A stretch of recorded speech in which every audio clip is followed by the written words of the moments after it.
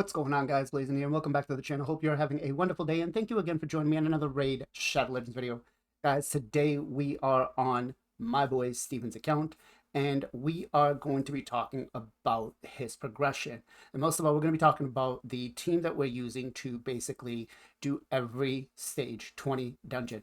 Now, when we first took over this account, we were running most dungeons between level 13 to 15, and the runs were about 4-5 minutes.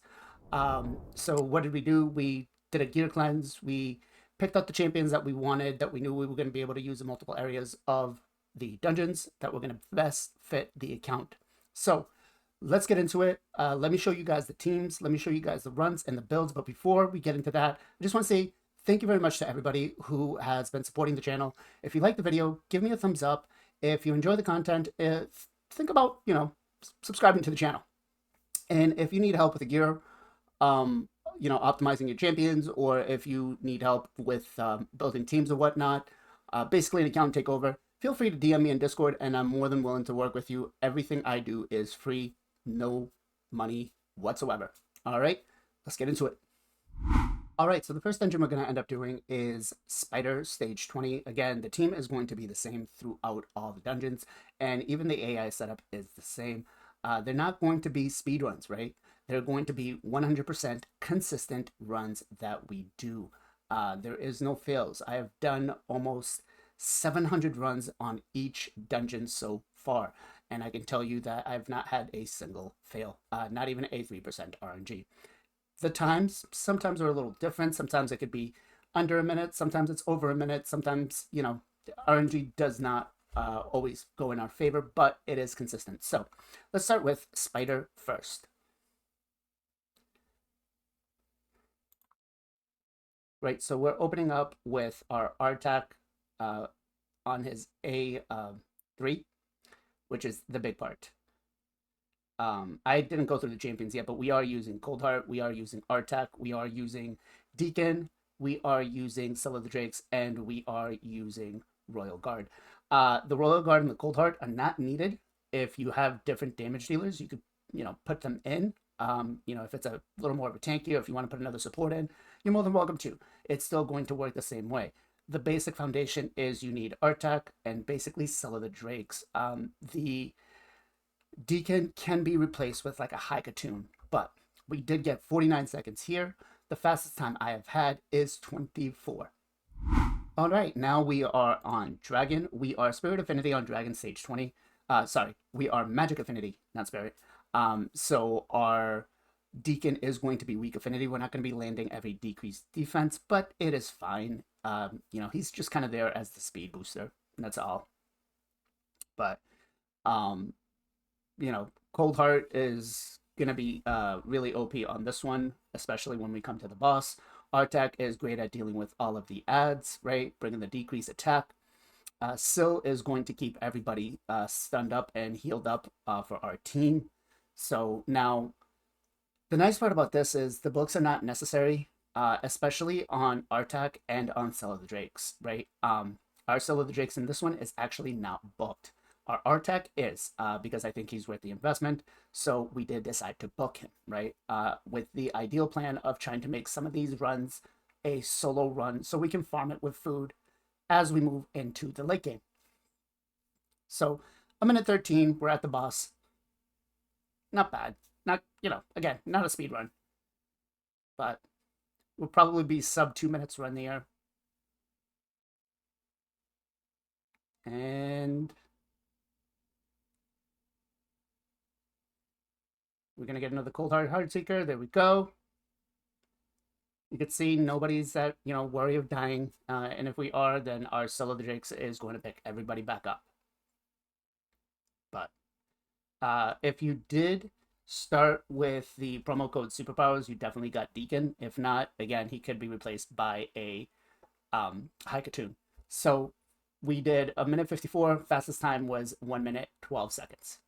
Now we have the Ice Golem, which is probably the most terrifying dungeon for people. They tend to usually skip it if they can, because trying to get a team for this that is 100% consistent, that is not going to just demolish you, is a little difficult.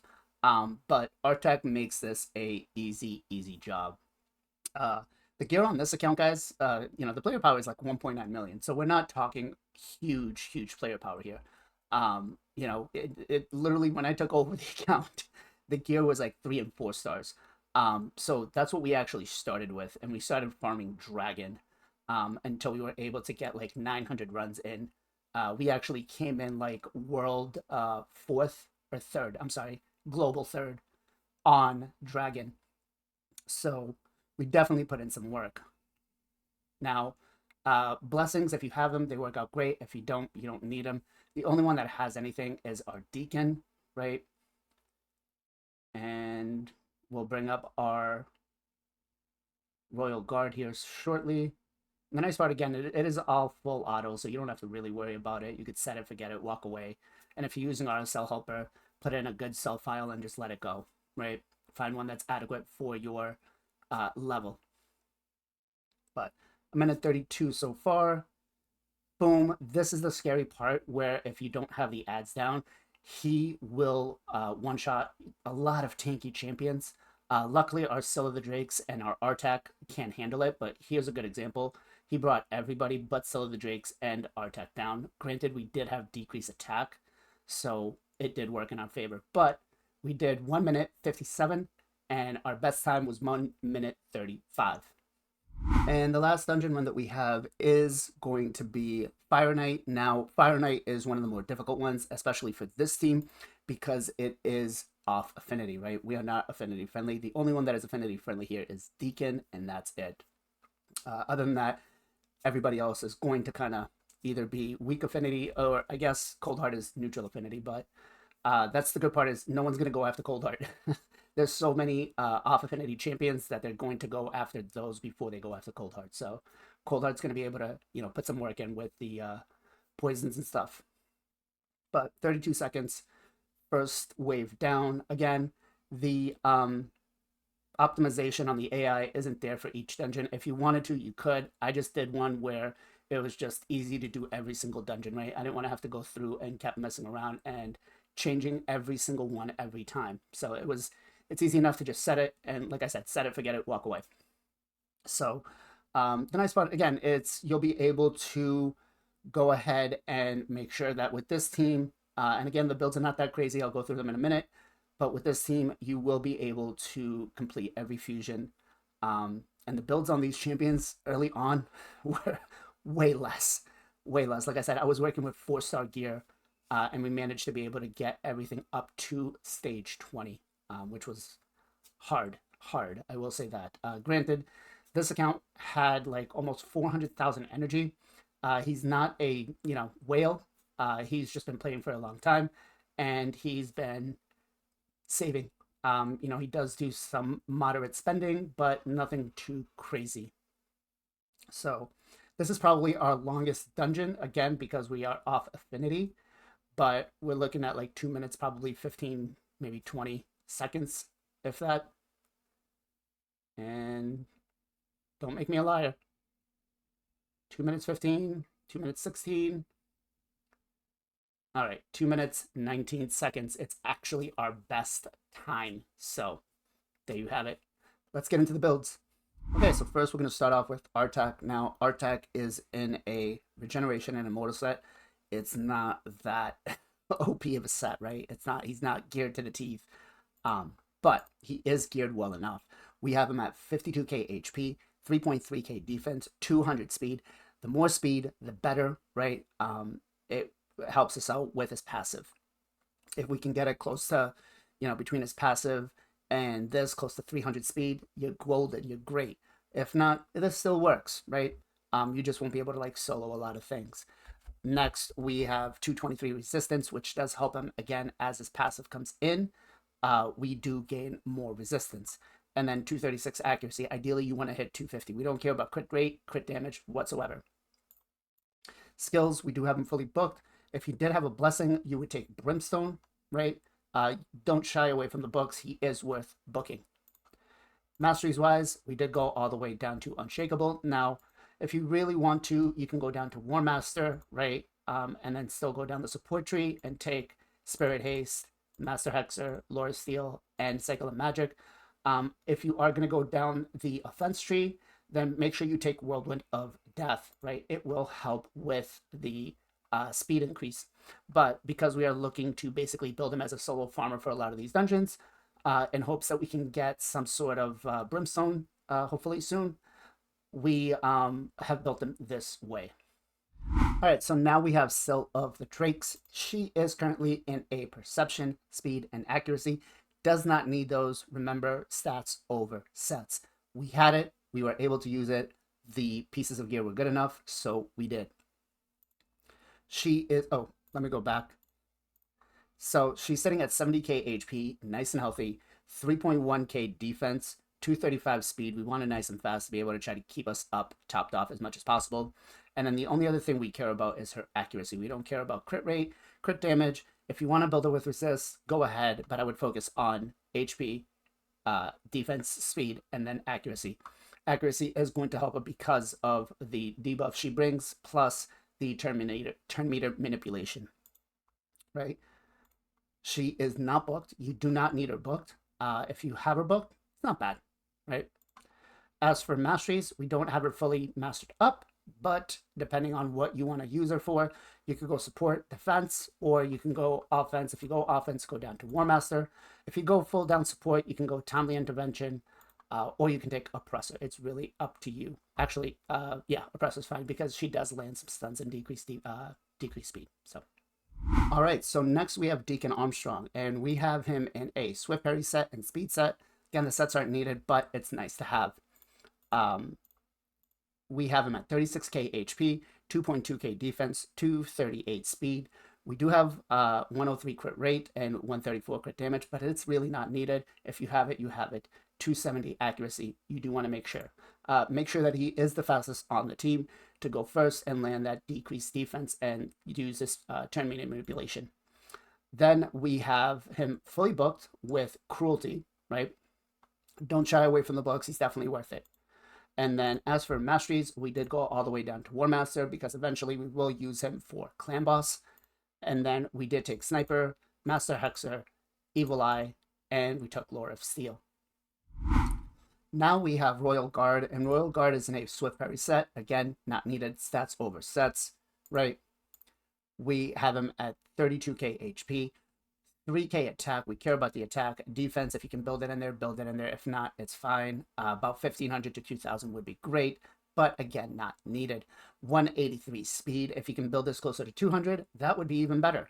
100% crit rate. Don't let me catch you making him without 100% crit rate unless he's only built for positive affinity, and then you can bring it down to 85. 219 crit damage, right? 200 is fine. 180, I think when we first started this, he was sitting at like 165. So 228 accuracy, definitely needed. You want that decreased speed up as much as possible, right? As for skills, we do have him fully booked. You're not going to shy away. He is definitely worth it all the way up to the end game when you use him in Hydra. As for masteries, now with him, you could go down two ways. You can go down and take War Master, or you can go down and take Flawless Execution. It's really up to whichever build you want. Hell Hades' website has plenty of different builds for him.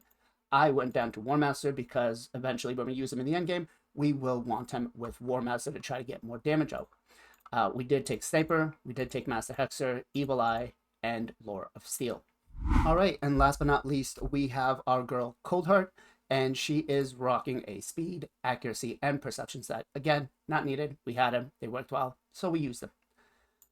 She is at 44k HP, 1.9k attack, almost 2k attack. Not needed. We don't really care about that. 1.4k defense. I would focus more on building her tanky rather than damage, right? Don't worry about the attack, right? Put an HP chest on her instead of a attack chest. 209 speed. The faster, the better. The more heart seekers you can get out, the better it is. She is somebody you can build with a 70% crit rate because we only care about her heart seeker. 241 crit damage, 75 resist. We don't care about that. And 218 speed. Ideally, we want to buff this up to 250. Skills wise, we do have her fully booked. If you did get a blessing for her, you would take Phantom Touch, right? The books are definitely worth it. You don't have to book the A1 and A2. But the A3 is where you really want to book, right? You want that money shot. Now, this is the build that you could basically take for Royal Guard as well and go down to Flawless Execution. If not, you would take Giant Slayer, right? And it's really up to you. Eventually, endgame, she does move into Giant Slayer because of her A1. Then we went to Master Hexer, Lord Steel, and that's about it, guys. So let me show you the AI setup. All right, so the AI setup is pretty simple. It's actually only set up for Spider because that's where we care most about getting the turns in, right? Because there's only one round, so we want to make sure that that round goes off without a hitch, and then everything else falls into place for the rest of the dungeons. Fire Knight Coldheart isn't going to use her Heartseeker into the shield, so you don't have to worry about that. She's going to use her A1 because she is specifically designed for that. Again, if you wanted to make multiple, I guess, AI setups for optimization, you could. You don't really need to, though. But Deacon, we always open up with the A1 and then into the A2, and then you kind of let him go the same way. He'll optimize that the same way, every time for every round. Artak, again, we open up with the A3 first, then the A2, and then everything else shall sync the same way. Scylla the Drakes, there is no AI setup. You leave it as is. You could prioritize her A2, but she'll do it unless somebody is dead, then she'll do her A3. Royal Guard, you want to open up with the A1, right? And then everything else for the next 2 rounds is always prioritizing the A1. As for Coldheart, you open up with the A1 and then you let it go, and that's it. Pretty simple, pretty easy, guys. The team, again, is not too crazy. The builds are not too crazy either. We managed to do this with a lot lower speeds, a lot lower builds, and we just kept progressing as we got better gear, little by little. So that's it, guys. If this video will help you, give me a thumbs up. If you're enjoying the content, consider subscribing to the channel. And, if you need help, feel free to DM me in Discord. I'm more than willing to, do an account takeover for you. It is free of charge. As always, guys, much love, much appreciation. Be safe, be well, be good to each other. I'll catch you guys in the next one.